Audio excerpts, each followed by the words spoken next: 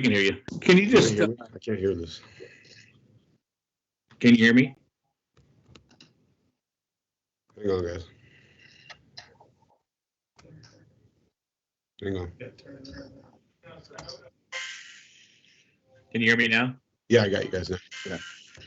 Cort, just kind of talk. I mean, you're now over a week in. I guess 7 or 8 days into camp. What's it been like as far as from your position standpoint? Brian was talking about how well you guys played on Saturday in the scrimmage. What from your position?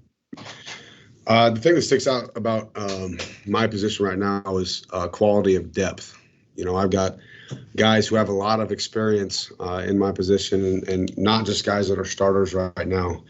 But we got, some of our 2s and 3s have played a lot of quality football for us as well. So right now that first group with Yasir and Jack, they've done an outstanding job. I think Jack's transition from free safety to where he's at right now at the guard position has gone extremely smooth.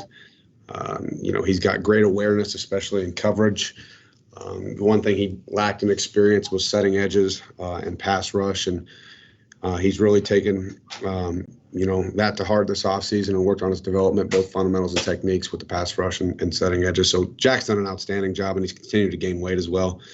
And then Marvin Dallas, you look at him and he's one of the most athletic people on the field.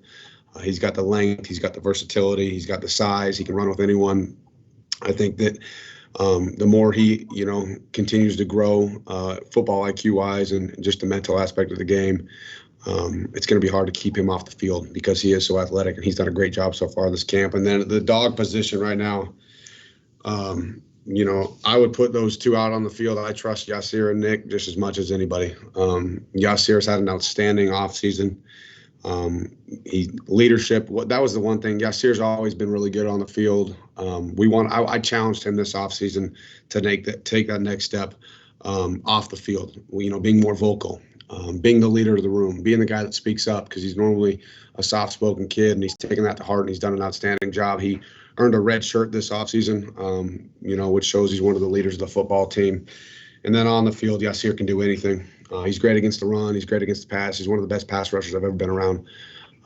He's 235 pounds and runs a 4.5 40. So athletically, he's got it. And then Nick's one of the most, versatile players on our whole defense. Nick can play 3 different positions. He can play guard, he can play dog, and he can play inside linebacker. So to have a person like that with Nick, who, you don't miss a beat, whatever position he plays, he's got an outstanding football IQ. And his pass rush, we challenged him to get better in the pass rush department. He's done a great job of that so far this summer and fall. So I'm happy with my group so far. That's why you just got a 5-minute answer on them. Hey, Cameron with the Courier Journal. Brian mentioned it a couple weeks ago, and you mentioned obviously how versatile Nick is. How dangerous can a pair of Nick and Yasir on the field together, whether that's on one side or Nick inside, just be for you guys? Yeah, you can obviously, looking at a defense and the schematics and things you can do, it creates a whole bunch more versatility. You've got 2 guys who are capable of being legit pass rushers coming off the edge. They're both athletic enough to play in open space, so you can drop them in coverage, and they both have outstanding football IQs.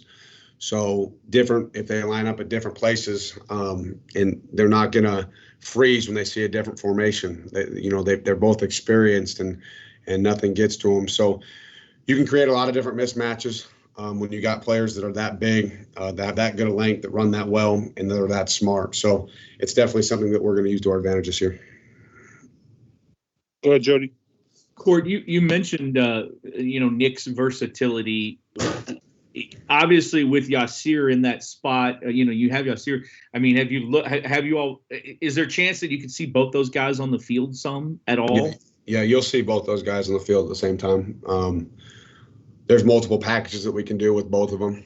Nick is such a good football player that you got to find a role for him somewhere. You got to, there's a guard position, there's a dog position, and there's an inside linebacker position. He's too good to keep off the field. He's too smart to keep off the field. Nick's one of the leaders of our football team.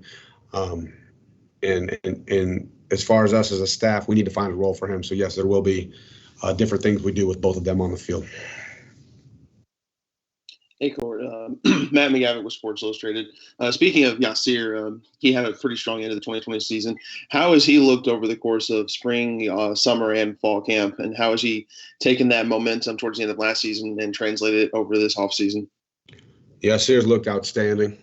From a physical standpoint, he's got all the tools. He can run with anyone.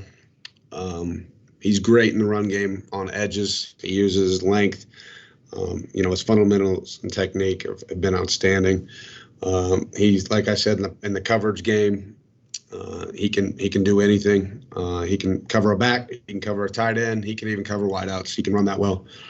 And as far as his football IQ, it's grown tremendously in the last 3 years that we've been here. The thing that I challenged him to be a better leader, a more vocal leader, and he's stepped up to that challenge. And I also challenged him to work on his conditioning, and he's done that as well. He's always out running after practice, doing extra on days that we're off. So he's growing up tremendously. If you look at Yasir, you can tell he's on a mission, and that's exactly what we want from him as far as a defense and a football team. Go ahead, Jody. Cort, we're talking about Jack. What does he bring you at that position that he didn't at safety, or what is different about him, I guess, maybe? And you said he's picked up some weight. How can he help this team more at that position? I just think Jack's more comfortable the closer he gets to the ball. He's an outstanding athlete. Jack runs 4.4 all day. He's got great physical measurables as far as vertical jump, broad jump. He's great in the weight room. I think he's got such a good football IQ, though, that the closer he gets to the ball, he becomes more comfortable. He's comfortable playing out in open space. He obviously did that at the free safety position, but we asked our car to do that as well. Like I said, as far as coverage-wise, he's got a great understanding of route concepts and route recognition, which gives him advantage, and that comes from the safety position, seeing things. But because he's strong, because he understands leverage a lot like Rajay did, I don't worry about him as far as setting edges or getting after the quarterback, using his speed to pass rush.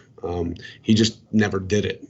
That doesn't mean he can't do it, because he can. He just had never done it before. So it's been an awesome transition for him. He's really stepped up to the plate. His football IQ is off the charts. He still has a position flexibility to go back and play safety, if need be. So Jack Fago, he's one of the best kids I've ever coached. He truly is a pleasure to coach because he's such a great person, and he cares so much. He's the ultimate team player. So I'm expecting outstanding things this year from Jack. All right. Thanks, guys. Appreciate you. Nick.